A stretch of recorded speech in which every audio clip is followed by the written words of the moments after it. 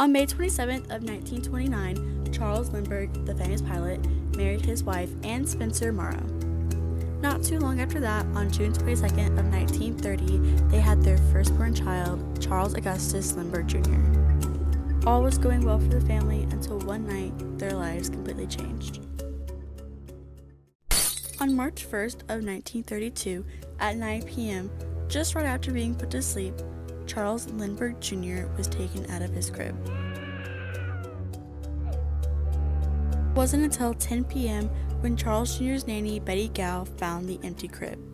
In the crib was a letter requesting $50,000 in order for them to return the baby safely. The letter was poorly written and had many misspellings, and it read, "Dear Sir, have $50,000 ready, and after 2 to 4 days, we will inform you where to deliver the money. We warn you about making anything public or for the police to know the child is in good care." Betty went and got Anne and Charles, and they immediately called the police. The police arrived in 30 minutes, and by midnight there was a manhunt, but unfortunately the kidnapper was already gone. The only evidence left behind was the note, a muddy shoe print, and a broken ladder they believe was used to get into the home. Because of Charles's fame, this led the media to cover the case very quickly. Unfortunately, this led to the kidnapper finding out that both the media and the cops knew about the case. This was, of course, not good because that's exactly what they said not to do. Because of this, that led the kidnapper to sending Charles and Anne a new letter. The note says, "Dear Sir, we have warned you not to make anything public and also not to notify the police. Now you have to take on the consequences. We will now have to hold the baby until everything is quiet. Don't be afraid about the baby. We're keeping care of him day and night. As for the $50,000, it'll now be $70,000. We've prepared this kidnapping for years. We are prepared for everything."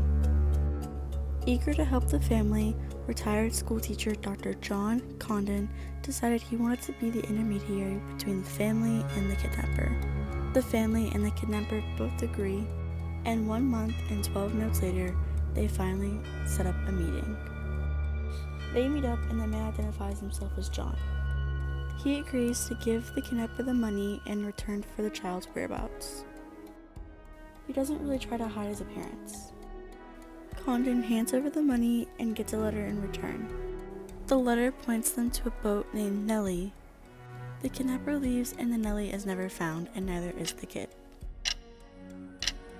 A year after the kidnapping, Charles Jr. is found dead and decomposed 5 miles from the family home. The baby had skull bruises indicating trauma to the head.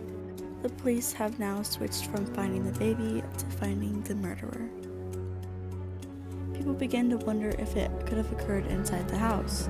They begin to suspect Violet Sharp, a housekeeper. A year after finding the baby, they bring her in for questioning, and right before she commits suicide. However, it was later proved that she was innocent. Since they previously met up, Dr. Condon was sure that he could identify the murderer. Handwriting specialists observed his handwriting and decided he might be German.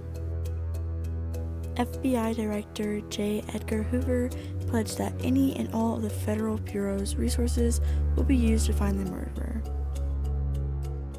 A dialect team listened to Condon recreate the murderer's accent to understand better where he's from. Arthur Cooler of the United States Department of Agriculture examined the ladder at the scene to lower the suspects to those with access to those types of wood. Then the murderer tried to cash in his money, and that's when they caught him. The gas station clerk thought the description matched and gave the police the license plate to this man. It led them to a German carpenter, Bruno Richard Hauptmann. He matches the description perfectly, and the evidence is all perfect, and even the writing matched. In 1935, Hauptmann was convicted of murder and executed. But to some people, this crime still remains unsolved. People still wonder if they truly found who did it, or if even killing the baby was purely an accident. And that's why this crime still remains the crime of the century.